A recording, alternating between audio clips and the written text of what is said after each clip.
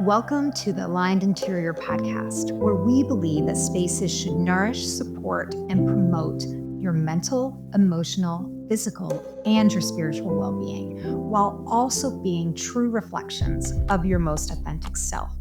Here we explore how the spaces we dwell in make us well and unwell, while also giving you the knowledge and the tools on how to bring you and your space into alignment, gleaning insights from acclaimed experts on the cutting edge of science and senses. I am your host, Sonya Randell, holistic interior designer and owner of the Aligned Interior. Thank you so much for being here. Let's dive in. Hi, everyone. Welcome back to the Aligned Interior. Have you ever wondered what it truly means for a home to resonate with your essence and reflect who you truly are? Not just in style or comfort, but in alignment with your energy, your nature, and even the divine forces moving through your life. Today, I'm joined once again by Jade Sol Luna, creator of Asterian Astrology. Jade is the first Westerner to reconstruct Hindu astrology within a Greco-Roman framework. He's traveled the world giving talks and workshops on astrology, earning a reputation as the astrologer of the stars among those who seek his counsel, including many household names. In this episode, we explore how Asterian astrology can inform home design, how your environment mirrors your current energetic expression, and how it can be shaped to nurture your well-being, growth, and spiritual alignment. We discuss using your home as a tool for evolution, a living altar that both resonates with and reflects your essence. We also touch on the power of objects, relics, their meaning, memory, and connection to the gods and goddesses in your chart. Whether you're curious about how astrology can inspire design, or you're longing for a home to feel like a true sanctuary for your soul, this conversation offers a fresh lens on how to live in harmony with your space as you walk your path of growth and self-realization. Let's dive in. I'm excited to talk to you today because I'm thinking of it like this is a part 2 of our Asterian astrology and interior design discussion. So I don't want us to repeat a lot from part 1. So if listeners haven't heard part 1, I encourage you to go back if you feel like you need to have a little bit more of a foundation in terms of astrology. So what I'm going to ask you a couple of brief questions just to kind of like set the stage, and then listeners can kind of go back and forth and take what resonates and leave what doesn't from there. So, for those of the listeners out there who may not have caught our first conversation, can you share what makes Asterian astrology unique? Well, there's several things that actually make it unique. One is that it is actually what we call star based. Sidereal astrology means we actually follow the stars in the sky, which pretty much every ancient culture did. So, this is a star based system. But what my favorite part of this particular system is it's the system of astrology that aligns with the gods. It's a god based system of astrology. And so, in ancient time, there was a lot of talk about the play between human beings and the gods. Well, this system really displays the actual interaction human beings have with gods. The signs that you're born under are connected to these various gods. You're not just born under a star where you have characteristics of that star, which that is true, but you're also directly linked into the god or goddess. You have a direct relationship with these beings in your chart. So when we make references to like terms like your guides, well, we have names for all of them. Your astrology chart is your connection to your guides. It is the personality traits you are experiencing because of those connections. And so it's a very ancient, very deep system where it really displays the connection between human beings and the gods. And that makes Asterian different than every system. Vedic astrology has some components of that. Egyptian astrology has some components of that, but this is that system where you really get to see the interaction, the play between the gods and human beings.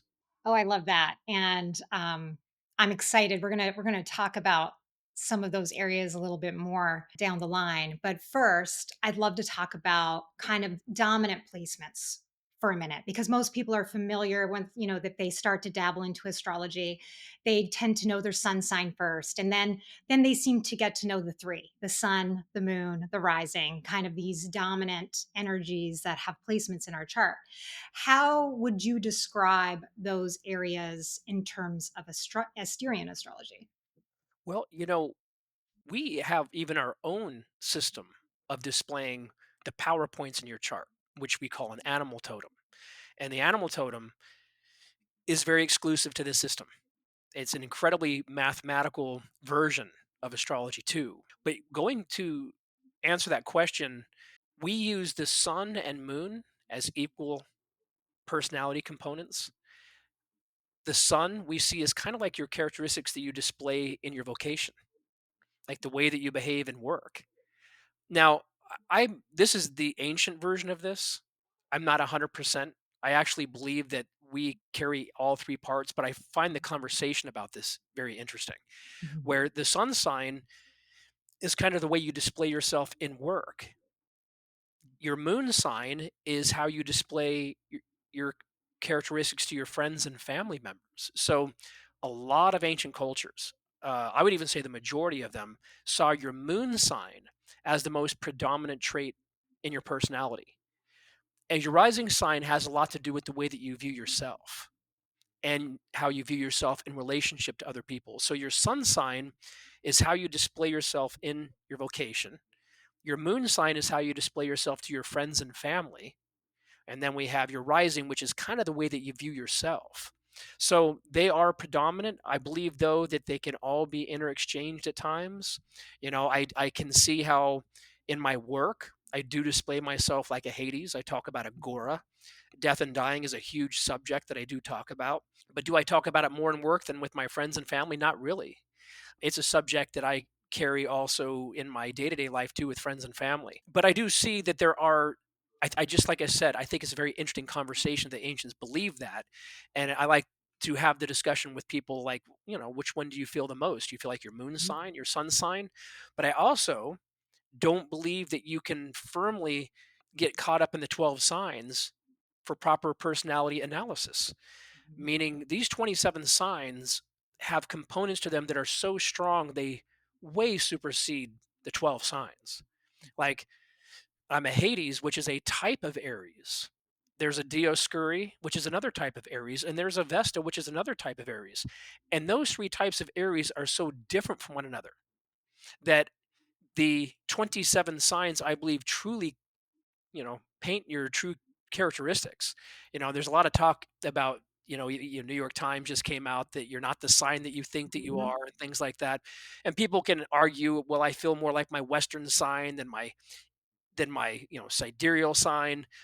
But if you truly don't know the 27, which is the system that was kind of kept to the priest caste in ancient time, I believe if you don't really know those, I don't think you can firmly kind of understand the swapping of the sun signs that takes place when, with Western versus Eastern or sidereal versus tropical. You've got to know the 27 signs in order to truly have the proper analysis of your personality. That's my true opinion about that. Yes. And so, just to iterate to listeners, Asterian astrology is made up of the 27 signs.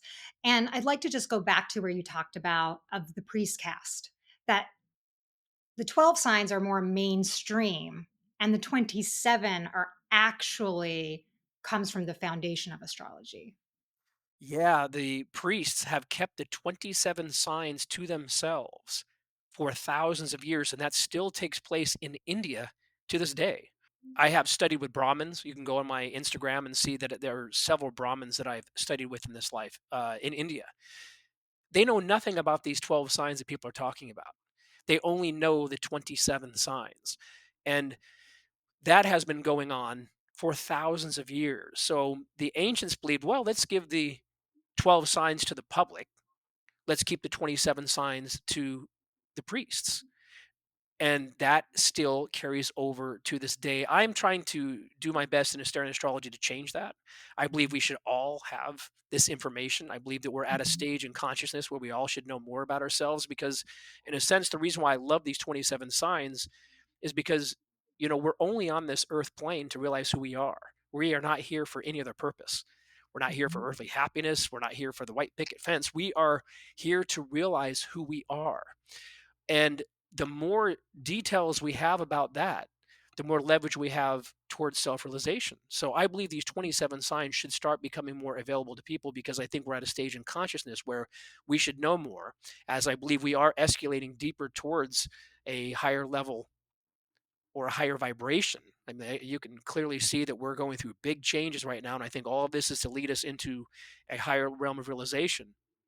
The more knowledge we have about ourselves, well, I think the quicker we learn and the quicker we can escalate through the what we call the samsara, the cycles of birth and death. So, point Mhm. being, the more we know about ourselves, the closer we get towards realization. And so I believe we're at a stage in consciousness where we should know more about ourselves. I love that. And I think it kind of ties into this next question and topic. So for listeners who may not know, you personally trained me as an Asterian astrologer. Yeah. Can you talk about your decision to begin training others and how you would like Asterian astrology to be carried forward through your students? Well, currently, I only want to teach women, and that's very personal because Asterian astrology, Asterian, that particular terms comes from the goddess Asteria, which is the mother of the Greek goddess Hecate, and she's the goddess of the stars. And so, to dedicate this particular system to her, I wanted the first wave of Asterian astrologers to be women. I'm going to teach men, that's going to happen down the Mhm. line. But I wanted the very first circle of students to be women.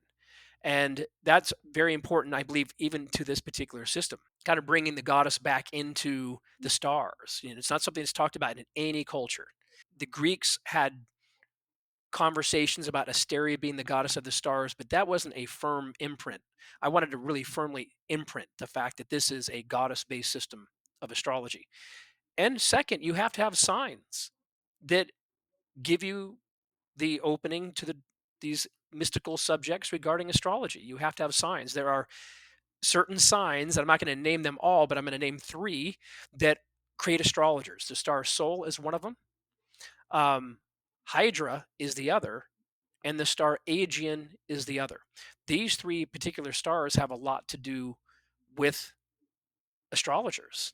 And so in ancient time, you couldn't be an astrologer if you weren't born under stars that coincided with that. So I'm very selective of who I teach. You have to be born under certain stars in order for me to teach. But want to know something that's even more interesting is I have never had someone ask me to learn astrology that didn't have those stars. So Right. I have not turned anyone down yet because they didn't have the right stars. It just seems that these particular signs have an interest in this particular subject. So it's a goddess based system. I want the first wave to be women. That has already happened. And you also have to have proper astrological alignments for me to teach you that coincide with you learning this ancient system. Yes, and on that, so I have 2. Yes, you do. My son is in Seoul, and I have a rising of Hydra, and I mentioned that because, well, partly, as you said, there was a big part of me that was drawn to astrology, and I had, like you, I had learned Western before I went into Asterian. But I had been studying astrology for years. And after completing my studies with you, I created a translation of a form of a reading where basically it takes your birth chart in Asterian, we call it the karma report, that translates that into a home reading. So basically, it's me looking at a chart, I translate your karma report and give guidance on your home design. It basically is a reflection of who you are, and it can support who you are growing into, as well as, all aspects of your energetic makeup. And I had the opportunity to give you a home reading. Would you share with listeners what that experience was like for you? You know, it was quite powerful for me. And, as soon as we had the discussion in that particular reading, I realized that, this was going to be a very important function for Asterian astrology. We talked about, even my house setup. and how what would be best for my what would be the most natural setup for me in my home. I'm a Hades, which that represents a certain part of my home. I do have a Virgo rising, which was fascinating is you gave me an analysis of having a Virgo rising, the star Hymenaeus, and how that should be set up in my home. And it was kind of already set up that way. I did that Yeah, subconsciously. And then I have a Hydra moon. And so we went through my signs, the totem, and how my house should best be displayed for my own mental wellness. And I found that to be incredibly invaluable and something that I think other people should consider bringing into their lives as well. great. And so, did you notice in after the reading if you had any shifts in how you related to your space afterwards? Well, what it did is help me to see how aligned I was with it Yeah, because I was kind of already set up in that particular way that was yeah, a part of your reading. And I didn't really realize how important my home environment was astrologically until we talked about it that way. I'm like, well, that's so mhm, interesting. I've subconsciously have done a lot of these things. But at the same time, where I'm at now in my own consciousness is the way it seemed to match. If I was to go back like 20 years as an example, I was not set up that way because I don't believe that I was truly aligned with myself 20 years ago, especially right. with my home life. So, where I think the reading that you gave was very valuable is that it would help you speed up that process of living in a home that coincided with your mental patterns and your mental habits. And so I think the reading is very valuable for people for multiple reasons, mental wellness being the most significant. Just for listeners to know, I hadn't seen Jade's space. He didn't send me any photos of his space before I did the reading. I didn't know how his home was set up. So it was a resonant type of reading, like Jade says. And I want to just also highlight, and that's why I was saying before of this type of reading is a little interactive, which mirrors the interior design process. Because when you do a karma report, some people refer to as a birth chart reading, when you do the report, it's a representation of who you truly are. So you're on your soul journey. You may not be fully expressing that energy, and that doesn't mean it's wrong or right, or that you're everyone's on a journey and you experience things at the rate that you're meant to. But the point is that it can be a space where it's like, meet you where you are is exactly where you're supposed to be.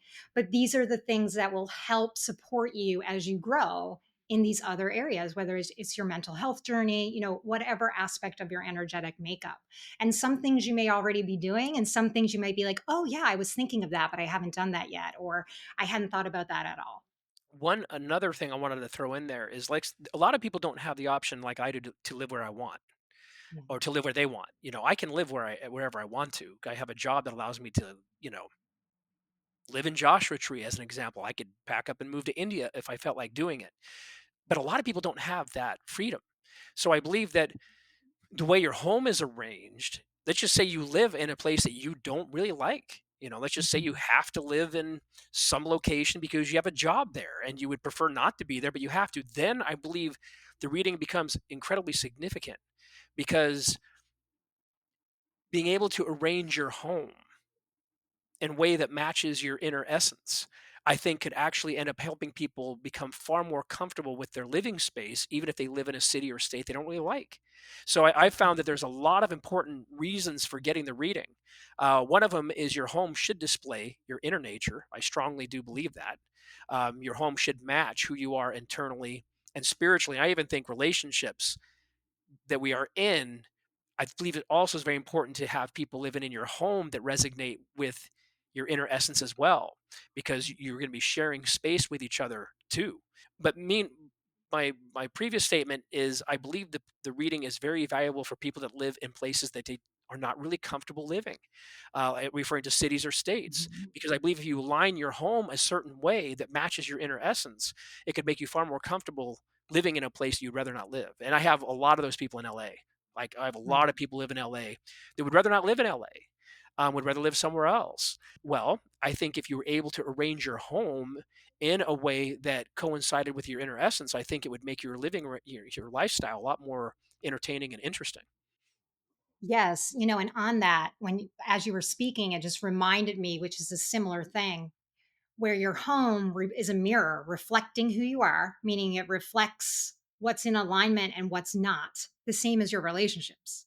So, just as you can use your relationships as a mirror to like, is this in alignment with me?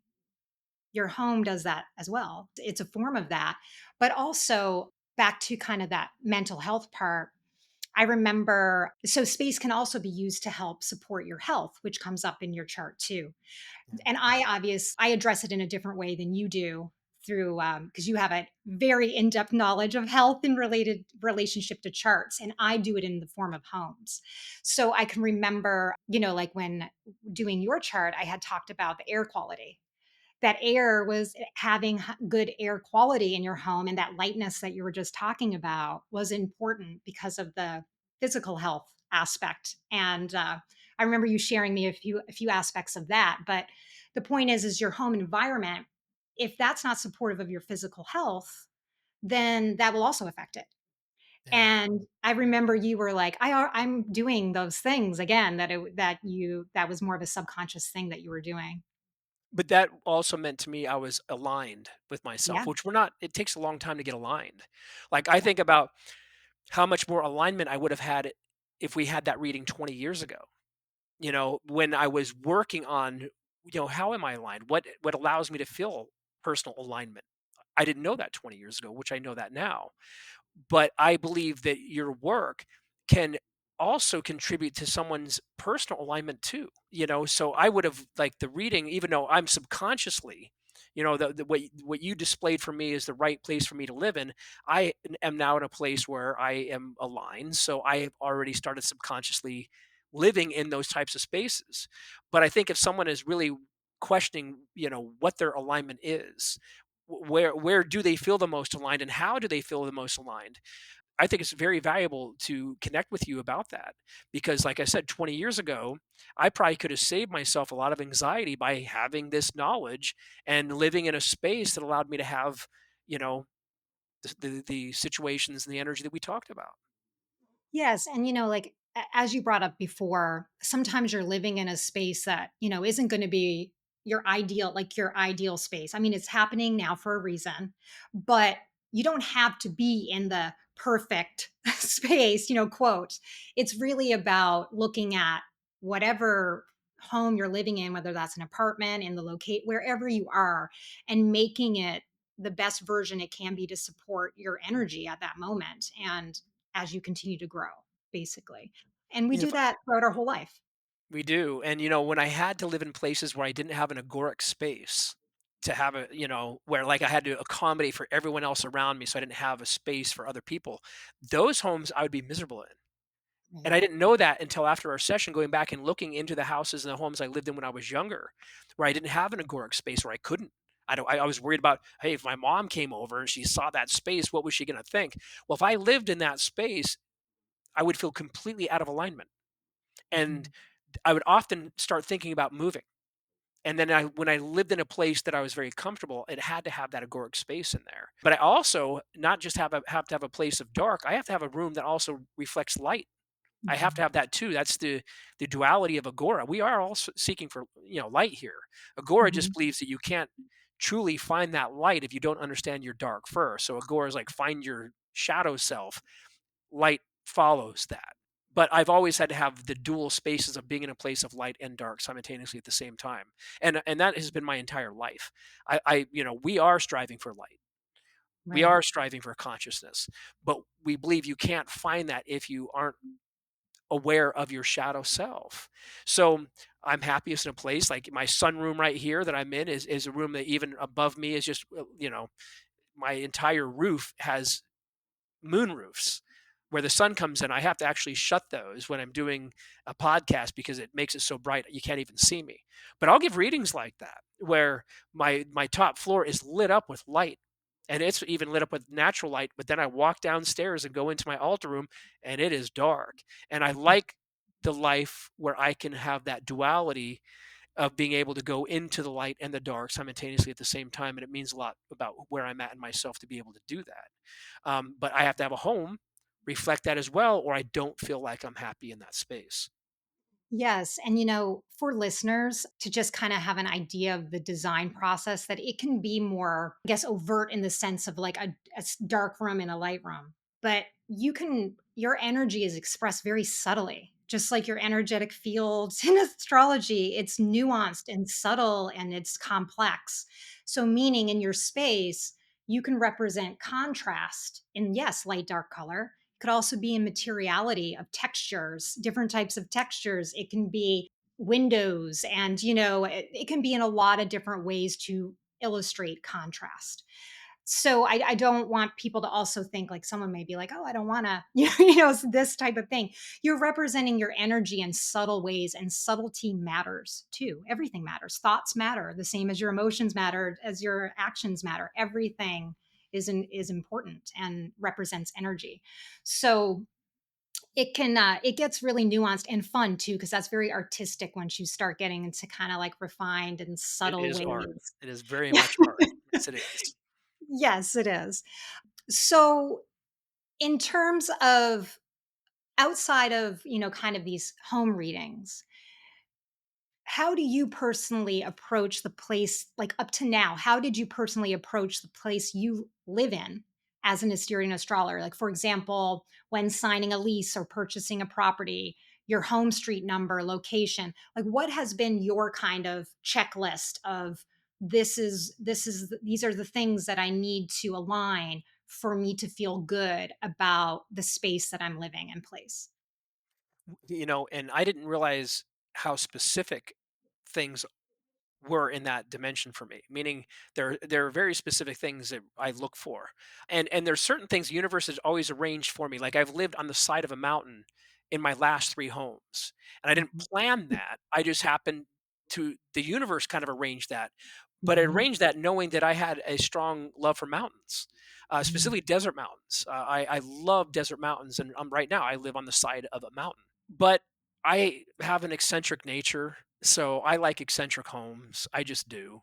And I had an option between three homes when I was moving into this one, and this was the one I really wanted. I really wanted this house because it looked like this large tree house on the side of a mountain. And it was set up in an obscure way that a lot of people didn't like this house. And the person that I was talking to about getting this house, she was like, I'm going to show you a house. But a lot of people do not like this house. They don't like the way that it's set up. And as soon as she said that, I'm like, oh God, I'm going to like it. If a lot of people didn't like it because they didn't like the setup, I have a very eccentric way of seeing things, a very eccentric lifestyle, and for that reason, when she was starting to paint this particular house before she showed it to me as eccentric, I went, "That's going Mhm. to be the one that I like. I can tell." And she said, "Oh, it's got an upstairs and a downstairs." I'm like, "Okay, I'm going to like this place because it seems to match." And then when she showed me the house, she showed me three houses, and this one just had this kind of Hades type of energy where I could see Mhm. another person look at the house going, "Nice house, but that's a little creepy." That Yep. might not be the house that I really wanna be in, where for me, I'm like, "That's exactly the house that I wanna be in." It's a little eccentric, it's a little different, it's a little unique. I like eccentric homes. I like homes that are set up in non-traditional ways. That's exactly the type of home that I live in. I like homes that kind of reflect my spiritual path a little bit, have a little bit of a Kali-esque type of energy to it, and so it's non-conventional. This house I live in is non-conventional, and it's not set up in a way that I think another person would like. But so I like eccentric homes. So it was different right away. I mean, she was thinking I was going to like the other two homes more than this one. When she showed me pictures, I'm like, oh no, I like that one. I could tell she was like, oh, that's the home I really want to get rid of because I'm having a hard time getting rid of that home because people think they like it and they walk into it and they're like, ooh, this house is set up really odd. I don't know if I could put my couch in the house like this or put I walked in this home and I knew I was going to be getting it. And also it matched a lot of my numerology too. It's like when I saw the address, I was like, oh, that the numbers kind of match. And then I saw the home. But there's got to be enough space for me. I do need space. I do need a home where I'm an astrologer. I work out of my home. I also am going to have a room that's separate that I need to practice agora in. I like to be away from people.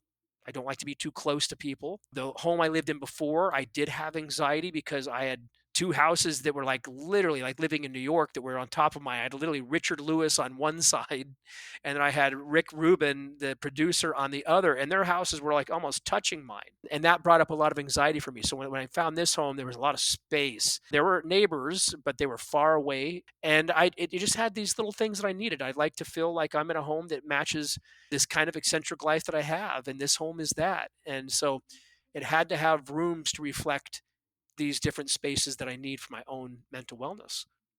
Yes, and the mental wellness, because when you were saying that, I was just thinking your brain is like seeking unconventional spaces because that's what feels in alignment for you. That's what helps you feel balanced. But also, I remember we talked about that in your home reading, the unconventional side, as well as I think you had Vesta in the ninth house. We talked That is about correct. Yes. the spiritual aspect being important. The ninth house, Vesta ruling is associated with home and hearth, the goddess. That's right. And so there was a connection in Jade's chart with travel and spirituality, and that being very important to be reflected in his home.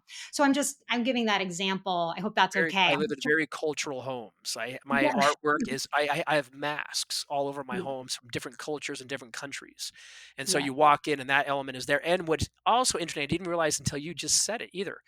The last 3 homes I've lived in have had a fire pit in the backyard that I've been able to Mm. go, "Ooh, I could do fire set." It was just a part of the home. Yes. That's Vesta. She's also goddess of Yes. fire, and she's Hearth. also made certain that every home I would have some kind of fire pit in the back that I could do fire rituals around if I felt like it. Oh, I didn't I realize that love. until you just said that. I'm like, "Yeah, oh, yeah, fire too," but Yeah. very homes that definitely reflect, culture, and foreign influence is strong in my home. Yeah. Yeah, I wanted to just kind of give another example for people of how like that's related to your chart. I think it'll help people kind of envision a little bit more of how their own unique chart can be pulled out in space. Yeah, I remember we talked about the masks too and being related to Hydra because you're Hydra. That Uh, Hydra is, definitely connected to the types of masks. Yeah, 100%. Yeah, I have a house that it's not scary to me. Most of my house looks very foreign. There's one room that I do know for a fact that people went in there, they'd be terrified. right. But with Which that might be being good for said, them. They can clear some karma. that's it right, and that's my take on it. But the houses I live in are still way too scary for most people. Even the open house, even the part that's open for people, like, we just had someone come up here, uh, to shift our cable around from Spectrum to Frontier. And he walked into my home and saw the masks everywhere, and he was like, "Oh my god!" I just saw him looking around, going, "Am I in danger here?" And I just came out and said, "Oh no, no, I've been to India 34 times. All my masks here are I bought." And I had to calm him down but that's just the normal opening to my house. My homes are actually scary to a lot of people. They're not scary to me at all. I'm very comforted by the Mhm. images in my home. But yeah, no, my homes are slightly terrifying to people. I have this Bacchus fountain on my wall, a big one, that seems to really terrify people. And it's Bacchus. Bacchus is not really a scary god. He was Right. Bacchus of wine. He was over wine, festivities, parties, sexuality, things of that nature. But I have this Bacchus fountain, and water comes out of his mouth, and it has a little platform to catch that water and circulate it around. To me, it's a really pretty piece. But when some other people walk in, that's like, oh my God, what is this house?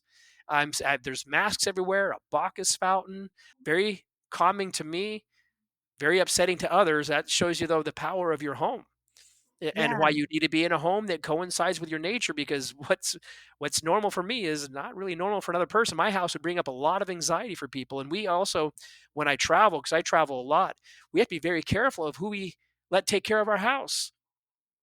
A normal person coming in his house going, "I'm not staying here to take care of your animals when I'm gone." Hell no. And that's even the lighter part of my house. So I have a very Hades lifestyle. But yeah, my house would bring up a lot of anxiety for other people, I could tell. You know, and I want to highlight for listeners a couple of things here. One, that you feel comfortable expressing who you truly are in space. And I think that's an important thing to highlight because, design in a lot of ways can be, treated as trends, and like people want the same thing, and that's okay. I mean, we're all connected. You know what I mean? There's all elements of spaces that connect us for sure. But they are a representation of who you are. It's and and kind of also be mindful outside of astrology, but it connects here. When you choose designers, I always say to people, because they don't fully know, that there's typically kind of like two types. You can buy a look. Like there's a type of designer where you buy a look and they come into your home and they give you that look, and that's fine, but you're getting their look. It's treated more like your home is their canvas type That's right. thing. And then there's another type of design which I resonate more with, and I truly believe is what design is supposed to be about, which is to translate that person, that company. You are a translator of them into space. And I mean, I personally find it more creative anyway. I can create a space that I like all day long. But when you have a puzzle, like when you have, some people are complex, when you have people and businesses and multiple, and how do I create an environment that reflects them and then supports who they're growing into and their health and well-being, like that takes on a whole different meaning as well as a creative exercise. And so yeah, I want to highlight that to people because spaces can be different and also very beautiful. Both are important and can exist at the same time. And you see, I believe, let's just say you were going to come into my home and say, I'm going to design your home, knowing who you are astrologically. I believe you having that knowledge, I would trust you would totally come up with the right spaces for me if you were the one that was creating them, not myself. And so you have to be, someone that's awake spiritually, in my opinion, and to be Yeah. aware of someone's nature, to also be open enough to walk into someone's home and be able to decorate their home the way that you see would be right for them mentally and spiritually. Yeah. Meaning, I do believe you'd be able to come in and create a home for me, even if you've never seen my homes before. I believe you'd be able to create the right spaces for me. Yeah, I do. Well, that's good to know. Thank you, Jade.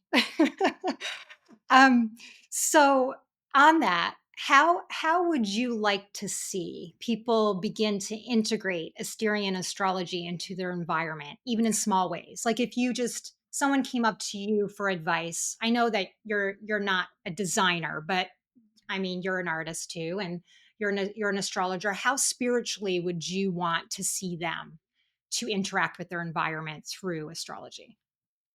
Well, I think it's extremely important.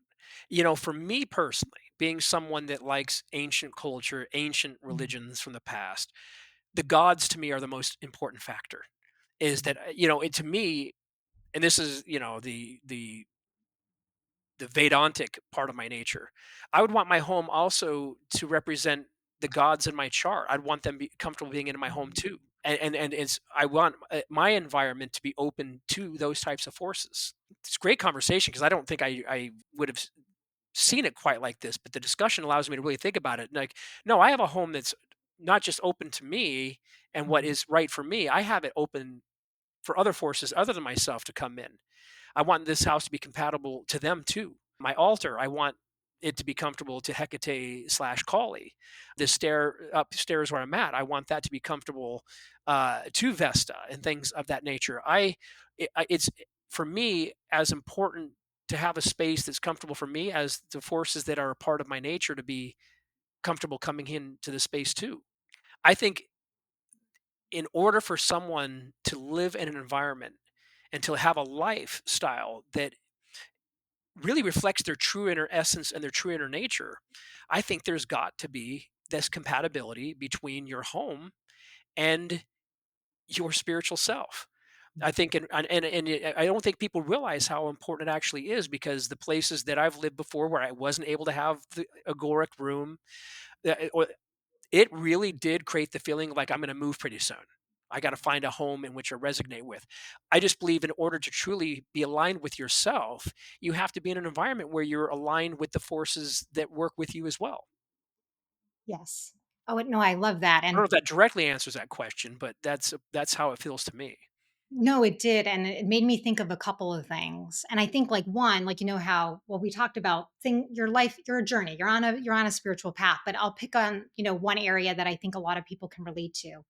Like say that you go on a health journey, and you're someone you realize, oh, I have, these root health conditions I didn't know I had, and I found these ways of dealing with them, whether that's, diet, exercise, like breathing, like whatever form. Then you look at your home and you're like, okay, well, I need to eat at home more. I need to eat at home more. So I need to have a space that I can have a kitchen that I can cook in. Like this is a basic, I'm just giving like a basic representation. Like once you connect to a part of yourself of who you are, your needs, where you are, and to support and be healthier, I think it's a version of what I was hearing you say, because you are deeply spiritual and you have been for a long time, that you are an innately connected to, if that's not there, I feel it. Like I can't, I'm out of alignment if I don't have a connection with spirit, or I feel that connection with the goddesses specifically. Yeah, that's see, this is ancient talk. This is ancient talk. Well, No, good. and I mean that in the most positive of ways is like, in ancient time, you put Hecate's statue on front of your door. There were etchings you would have in your room if you wanted Vesta to come and bless your family. Yeah. When I think that when I was listening to you talk, I'm like, "Okay, you know what? This is ancient talk. This is ancient talk because people would decorate their homes in relationship to the gods. And again, I'm having that realization now as we're talking.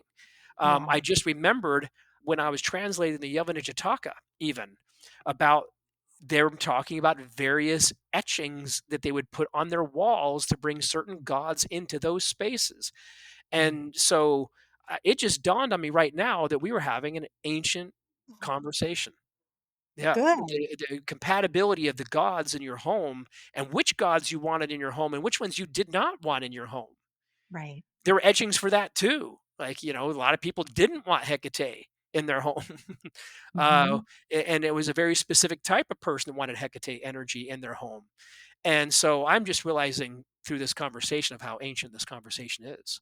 Yeah, and on that, I when I'm hearing you speak and us talking about it, what is really resonating with me and becoming paramount is, just like you want to connect with self and other people through your space, and you design your space, for example, if you're going to have a conference room, to do a meeting, because you are designing it to connect in a conversation, right?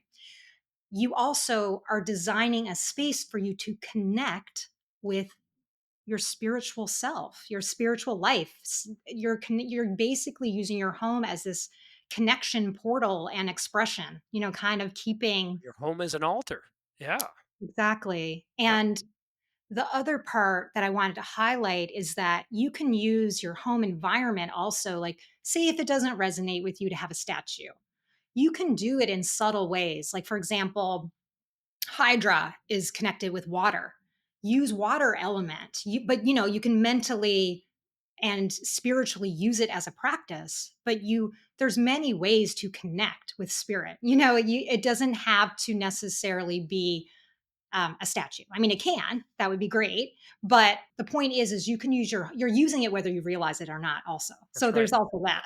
So, And that's kind of not to interrupt, but that was my point of earlier. Is like, is you're subconsciously trying to do mhm. this. So Yes. having someone come in and really kind of help guru that and Mhm. move it quicker, like I think about how much more evolution I would have had if we would have had this conversation 20 years ago. It Yeah. would have helped me align in so many other ways. So it's actually quite powerful. Yeah, I mean, it's interacting with your energy field at all times, like everything else, and that's kind of one of the big messages that it's important to me to get out there for people. And that includes, and that's what I know we had talked about in the last episode, just about like where you can get down to like where you buy your furniture and the energy behind that. In another level, it's like what toxic materials you're breathing in. Like all this stuff does matter, and it impacts whether you want to look at it as your health. It's all like small things matter. Everything affects you. Yeah, I remember that. I remember that talk too about where you get your stuff, what kind of energy you're bringing into your home. Yeah, that is true. You know, it's funny that I just had an experience in the last week where someone I know had an Aztec statue in their home, and they were like, "We need to get rid of this statue. We just kind of feel Mhm. like it's not the right energy." I could tell they were kind of scared of it. I think that there was a feeling coming off that statue that made them kind of uncomfortable. And Mhm. they're like, you know what? We might want to give this to Jade. Let's see if Jade wants this statue. So someone contacted me and said, you know, this is a weird statement. We have this Aztec statue and it's kind of intense. I'm like, oh, I want it. I want it. My house is loaded with things that, you know, and I have a painting in my home, and this is something we don't know, you don't know either, where someone did a painting of Marilyn Monroe, and they believe that when they were painting it, that the ghost of Marilyn Monroe went in it. And they're Oh, like, this has brought some really challenging things to everybody's home that they've hung up in on their walls.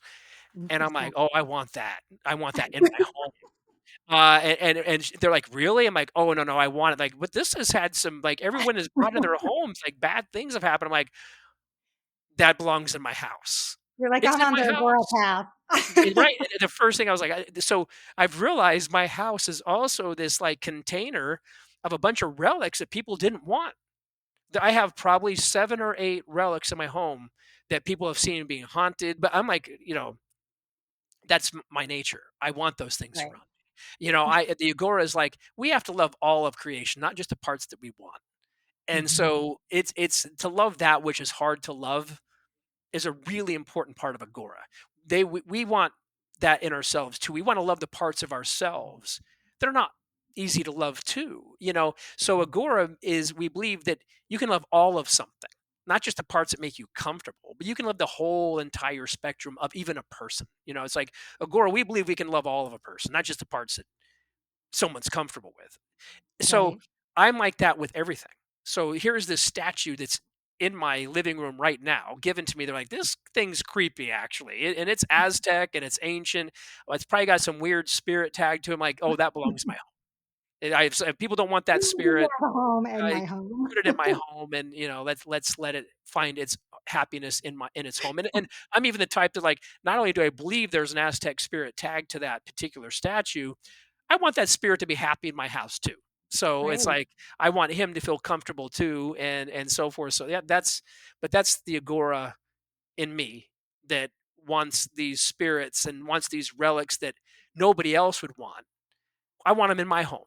And you know, have I experienced any negativity from these? I actually haven't, but I do know that it's real. I believe I'm numb to these things that people are really sensitive to because it's a part of my everyday life. I Right. watched a guy come in here to hook up cable recently that was like, "Get me the hell out of this house. I feel spirits everywhere. This house is demonic. Get me the heck out of here." He literally wrapped up way before he was finished and was like shooting down the driveway as fast as possible. And I have a long driveway and I'm just watching him drive away. And he was in the light part of my home where there was a mask. Do I believe that he might have felt a bunch of stuff in here he didn't like? Yes. I've had Mhm. multiple people want to get out of my home. But that's me. And I'm like that as a person. I'm not the most approachable person. I mean, I'm someone that challenges people just via my career and my sometimes my appearance can actually affect people because I've had an eccentric appearance in this life. I have tattoos and things. All my tattoos are occult tattoos too. I've had someone recently go, "You have really scary tattoos." And I'm like, Mhm. "Well, they're Egyptian." And I'm like, "Well, they're not scary to me." It's like if you thought Egyptology was scary, then maybe my tattoos are scary. But I have Egyptology tattoos all over me, and I have, you know, Isis wings and stuff like that. So I am kind of my home. You know, it's like I Mhm. am kind of that person. I like spooky things. I like ghostly things. Things like that are appealing to me. I love the fact that I have a home that someone would like. I can't tell you how fast the guy was driving down my driveway to get out of here. Yeah. You know, he just wanted out of this house. You know, and that's my home. You know, I even Yeah. love Joshua Tree for that because Joshua Tree allows me to feel comfortable in that space.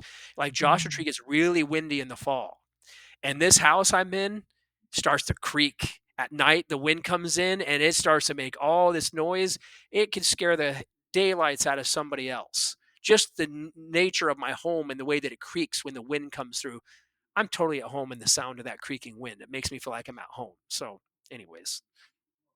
As you were sharing that, it just made me, think again. Your home is a mirror of who you are. It is like, as you were saying, it's an extension of your energy. It is reflecting who you are. And again, if people come in and it's not resonant with them, maybe they're not in alignment with you. It's a great tool to find out who you gel with and who you don't. I know we went a little over, so I'm going to ask you one final question. If you could snap your fingers and change one thing about how people interact with astrology, what would it be? Mm. Well, there's multiple layers to that, which I'm not going to get into a multi-layer conversation because sometimes it's just the essence of Western versus Eastern. You know, we're only on this planet to realize who we are. Like I said earlier, we're not here for Mhm, anything else. And I would like people to approach astrology from the place of realizing who they are. And mhm, I think we're at a phase in consciousness where it's really important for us to realize who we are in relationship to the divine. And I believe that we should start putting more energy into astrology as not just being the personality traits that you are and things of that nature, but it really about awakening to the divine part of yourself, the higher part of yourself. Like when people contact me for a reading, the single most important thing for me is to show them how amazing they are. We are a collaboration of these gods and goddesses, and these energies exist inside of us. And to help people understand their godly self is the single most important thing I enjoy in astrology. Is like helping people. Predicting the future is great. Predicting trends coming, great. But nothing makes me happier than letting people know how amazing they are in relationship to the divine. And astrology should be seen in that category where it should be an awakening to you to step into your divine, your godly self. And that is something that astrology is not seen like that. It's like, oh, you're mhm. Sag, so you have these traits, and you're Scorpio, so you have these traits. When you Right. come to me, it's like, it's about you awakening to your godly self. We're going to go into these high vibrational energies. And I think we should start perceiving astrology as us learning to become our divine self. That is what the Egyptians prioritized. They didn't care about your horoscope, they didn't even care about what was coming the next year. They're like, who are you in relationship to the divine? And you should find yourself in that. I believe we need to start seeing astrology more from that perspective. Unfortunately, for most, this is the only system I know that's accurately being used like that to this day, that has ancient validation. This is not a system I created myself. This is a reconstruction of the oldest system of astrology in creation, the Yavana Jataka. This is that system. So it's time, I think, for people to start coming to Asterian astrology for the sake of realizing who you are in relationship to the divine. I love that. Thank you, Jade. This You're was a welcome. really great conversation again. I always love chatting with you. And I feel like we talked about a lot of things that people will think about, that we threw out some things here that I think are food for thought. And I feel it's very important that people find you and book sessions with you regarding the spaces they live in. I think it is much deeper than what people know. And I think we tapped into that today, which was good. Oh, thank you, Jade. I appreciate that. Yes, if anyone wants to reach out to me for a reading, for an Asterian home astrology reading, that would be great. Also, you can always get readings from Jade, as because you really have to get your natal chart / karma report first. That is the basis for an Asterian astrology home reading. So typically that's done first as it is. So if you do that with Jade and you want to come over to me for the home interpretation, Jade and I haven't talked about that, but maybe he wouldn't mind sharing a file, or if they wanted to send along their file, I can basically work with that too and help to kind of like translate what you've said into their space as well with my own analysis on top of it. Well, and thank you again for having me on your podcast. I'm so happy to be here too. Thanks, Jade. That's it for this episode. Please remember before you go to subscribe below. You can also check us out on Instagram at The Aligned Interior or our website, thealignedinterior.com. The Aligned Interior services are also available for hire. So if you have a residential, commercial, or a hospitality project, we'd love to hear from you. You can reach us at info@thealignedinterior.com. Until next time, be well.